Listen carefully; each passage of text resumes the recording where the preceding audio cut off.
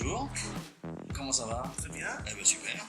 Première fois pour le Café Théâtre et Ballon Rouge de Lamballe, qui est Oui. inauguré pour la première année. Exactement. Comment se passe, toi, ton appréhension par rapport déjà à hier soir? Ah, bah. Alors, mes impressions, c'est toujours 2 fois plus de track que la norme, parce que moi je suis déjà très tracker, mais là, 2 fois plus que je suis le premier artiste avec les premiers spectateurs, et puis je voulais faire plaisir à Sébastien et Marie qui m'ont choisi pour faire leur inauguration et devenir le parrain du lieu, donc voilà, j'essaye de jouer mon rôle au maximum. Alors, tu es venu pour ton spectacle Ange et Démon. Oui. C'est comme un volume 2. Tu as eu un volume 1 un petit peu avant. Alors là, je joue le volume 1. Le volume 2, je vais revenir le jouer un peu plus tard ici. Voilà, là c'est le 1. J'ai joué hier soir, et le 2 reviendra dans quelques mois. Voilà. Ok. Alors, donc, du coup, ce sera ton 5e spectacle, le volume 2. Donc, celui-là, c'était le 4e. Oui. Le premier, c'est Ça c'est fait. Oui. Joué de 2000 à 2004. Oui. Ma femme, mon fils me bataille de 2004 à 2009. Oui. J'adore quand il y a malaise, 2009-2014. Voilà. Et en 2014, en 2014, hier voilà. soir. Exactement. Quand tu écris tes spectacles comme ça c'est fait, ça reste toujours dans le même registre ou ça peut changer parfois? Bah, il y a des sujets, qui changent d'un spectacle à un autre, des sketchs bien sûr qui changent, mais j'essaye de garder le même style et la même énergie. Moi je me suis basé énormément sur le rythme et l'énergie, donc efficacité et interactivité. Voilà, c'est mon style à moi.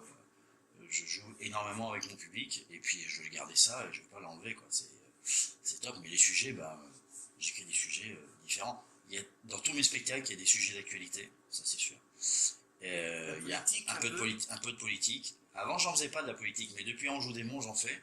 Et puis une revue de presse. Il y a toujours une revue de presse dans tous mes spectacles depuis que j'ai débuté ma carrière. Donc Ange ou Démon, pourquoi ce titre Ange ou Démon? Parce qu'on a... Les gens qui connaissent pas le spectacle. Eh ben, on a tous 2 personnalités.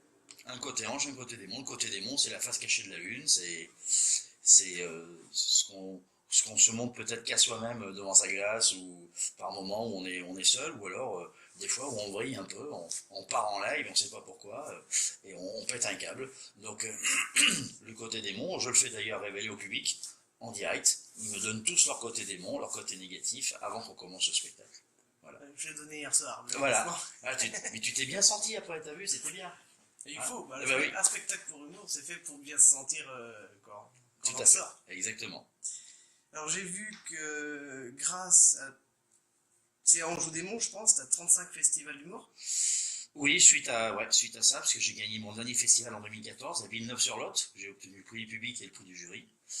Et puis après, j'ai arrêté les festivals parce que j'en ai fait depuis l'an 2000 où je me suis lancé. Voilà, j'ai gagné 35 prix, 18 prix du public, je crois.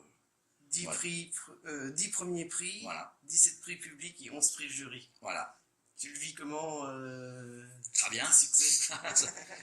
Je le vis bien. Et puis d'autant que les festivals, c'est bien quand on débute une carrière, dans le sens où il y a une reconnaissance du travail, une reconnaissance de notre talent. Et c'est important d'être reconnu par des professionnels et par le public. C'est les 2 choses importantes. Professionnels pour qu'ils puissent bien parler de nous et nous faire tourner au maximum, nous trouver des dates et ainsi de suite, et nous faire travailler. Et le public, sans le public on n'est rien, donc c'est lui qui remplit nos salles et c'est lui qui rigole. Voilà. Parce que celle qui t'a aidé dans le métier, c'est comme une marraine pour toi, je pense, Anne Romanoff. Anne Romanoff m'a beaucoup aidé dans ma carrière, oui. Pendant quelques années, j'ai fait pas mal de premières parties, je fais partie du plateau Anne et ses chéris, associé à son mari Philippe Vaillant, qui lui était dans le jury d'ailleurs à Villeneuve-sur-Lot. La dernière fois que j'ai gagné le prix, c'était le président du jury, qui lui a dit de suite qu'il me faisait gagner parce que j'avais été bon ce soir-là, donc voilà, j'étais content. Et puis ce sont des personnes très gentilles, et moi ça m'a beaucoup aidé parce que c'est une personne, Anne, que j'aime beaucoup, que j'admire beaucoup dans son travail, et c'est quelqu'un qui mérite la notoriété qu'elle a aujourd'hui, énormément. Voilà. J'ai vu aussi que tu as assisté au gala Juste pour rire pour un sketch Oui, avec Anthony Cavana, Franck Dubosc, Elie Semoun, oui, Stéphane Rousseau, Stéphane Rousseau. voilà, tout à fait, ouais. Ben là, c'était en direct sur M6, on était en direct sur M6 au Zénith de Paris. C'était en 2010, je crois. Et le spectacle s'appelait Permission accordée. Il y a un DVD d'ailleurs qui est sorti Qui juste existe en après. DVD, ouais. Je suis même dans les bonus du DVD, alors t'as qu'à voir. Mais on m'a appelé 2 jours avant pour me dire tu veux faire un sketch avec Franck Dubosc et Stéphane Rousseau. Alors, moi j'y croyais pas, ça va. J'habitais Paris donc à l'époque. Hein. Et Habillé en marin, il me semble bien, non? alors moi je suis en chef de chantier Le chef de chantier. parce qu'on fait Village People, voilà, en direct Et tu devant. prends Elie Semoun dans tes bras. Et je prends Elise Moon qui a peur, qui lui est en motard. Moi je suis chef de chantier. Anthony Cavana est en indien. Et Jonathan Lambert en homme en cuir. Voilà. Et Stéphane Rousseau, Franck Dubosc en marin. Voilà. C'est une très belle expérience. Une bonne ambiance, point de vue général. On a joué 6 jours de suite, le Zénith. Et pendant 6 jours, on était pratiquement en autarcie au Zénith de Paris. On était une trentaine, quarantaine d'artistes. C'était fabuleux, quoi. Enfin, Gilbert Rozon et Juste pour rire ont été juste exceptionnels.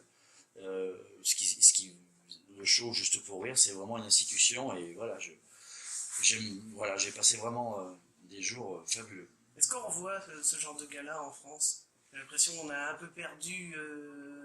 Alors il y avait un festival Juste pour rire à Nantes qui avait lieu, qui a eu lieu sur 4 éditions et puis après ils l'ont arrêté.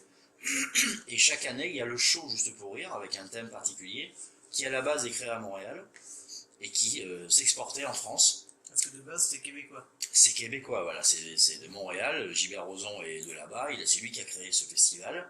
Et en plus, il a voulu faire des éditions un peu en France. Ça commençait à bien à prendre à Nantes, puis ça s'arrêtait, je sais pas pourquoi, du jour au lendemain, à la 4e édition. Et là aussi, il y avait un show Juste pour rire, le même qu'il faisait à Montréal. Hop, il le faisait en France avec des humoristes français. Et il le faisait à Paris également, puisqu'il le jouait à Paris sur des dates de façon ponctuelle. Avec des artistes français, et puis il prenait des artistes un peu locaux, tout ça, comme moi. Je fais 3 minutes, mais ces 3 minutes-là, moi quand j'ai montré cette vidéo par la suite, beaucoup de gens m'ont signé mon spectacle, alors ça n'a rien à voir avec mon spectacle, le sketch, et puis j'ai 3 phrases à dire, mais simplement je suis avec une brochette de stars d'humour, il y a un intrus, c'est moi, quoi. Tu les revois de temps en temps Anthony Cavana, oui, on s'est croisés pendant 2 ans, 2 bonnes années, là où j'ai fait pas mal, c'est des premières parties. C'est quelqu'un que j'aime beaucoup, c'est quelqu'un de grand talent, pareil, généreux, talentueux, quelqu'un qui a une culture énorme, très intéressant à travailler, c'est un bosseur, c'est un mec qui a un charisme de folie, voilà, et puis tellement agréable dans la vie que voilà, c'est quelqu'un de très très gentil, quoi. J'ai vu que tu as participé à On ne demande qu'à en rire. Oui, alors ça s'est pas très bien passé, moi, donc c'était une... On demande qu'à en rire, voilà, j'ai fait 3 passages, et le premier, j'ai pas été éjecté, en fait. J'ai pas obtenu le nombre de points. Je pense, non? Alors j'ai eu un rattrapage public, mais j'ai eu surtout au départ, j'avais pas assez de points.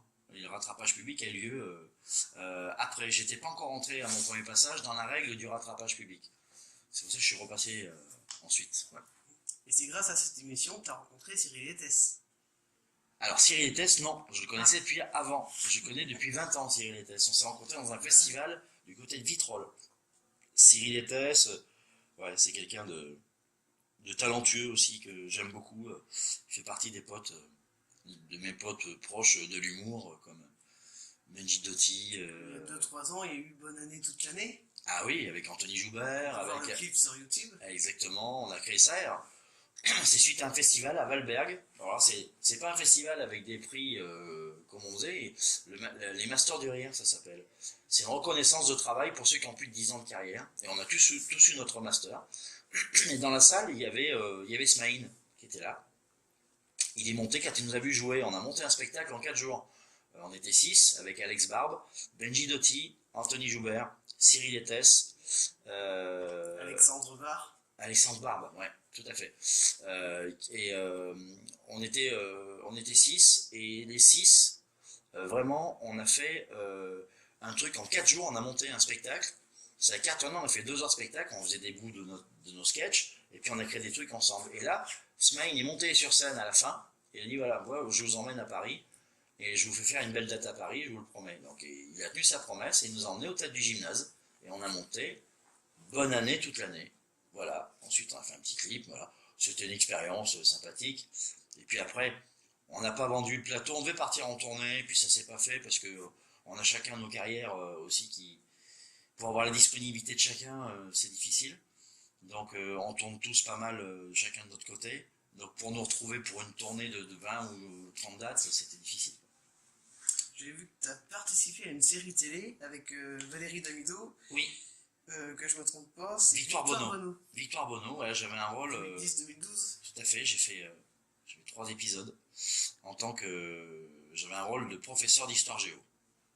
Voilà. Très intéressant aussi, tournage très intéressant. On tournait à Angoulême, en décor naturel, dans un vrai collège. Et l'ambiance tournage est vraiment. C'est super. Voilà. Alors quand tu arrives dans une série, c'est comme si tu arrivais dans une famille. Parce que je suis arrivé sur la saison 2 et en fait ils se connaissaient déjà tous et il y a un pot de début de tournage à l'hôtel voilà, qui est organisé où on donne ton petit carnet de tournage pour savoir tes heures de maquillage, tout ça, ton PAT, prêt à tourner, voilà, le prêt à tourner, t'as 1 heure en face, voilà, pour le maquillage, tac, l'habillage. Et là on te donne ton petit carnet, alors moi je suis arrivé un petit peu, voilà, comme ça, et ils m'ont tous accueilli, enfin tous très gentils, quoi. Voilà, vraiment bien, très bonne expérience. Valérie Damido, quelqu'un de très gentil, voilà, j'ai de la chance de rencontrer des gens, que des gens gentils.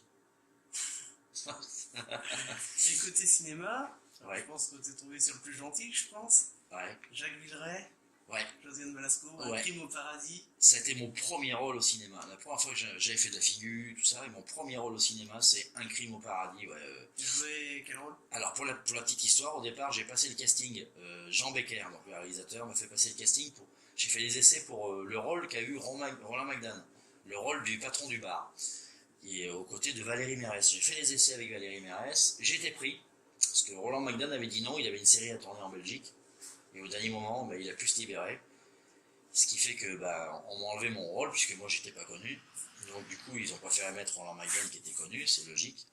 Et comme Jean Becker ne voulait pas me laisser sans rien, il m'a donné un rôle de journaliste où je donne la réplique à André Dusselier, à la sortie du tribunal, puisque l'histoire, c'est un homme qui va voir un avocat et qui demande ce qu'il risque s'il tue sa femme, et il va le voir en amont du crime, voilà. Puis après, Que lui, il il l'a rêve tué. de tuer sa femme, Voilà. et elle veut l'empoisonner. Exactement, tout à fait. Et c'est un vieux film des années 30, je crois, avec Pauline Carton et Michel Simon, je crois, à la base. Donc Oui, c'est un j'ai vieux vu film, voilà. ça, ouais. En noir et blanc, voilà. Et alors, pour la petite histoire, Jacques Villeray, c'était quelqu'un, il était déjà, il était malade un petit peu, mais très très gentil. Pareil, une crème. Josiane Balasco aussi, c'est quelqu'un de, voilà, c'est des gens. André Dusselier. Même s'ils ont leur côté démoniaque.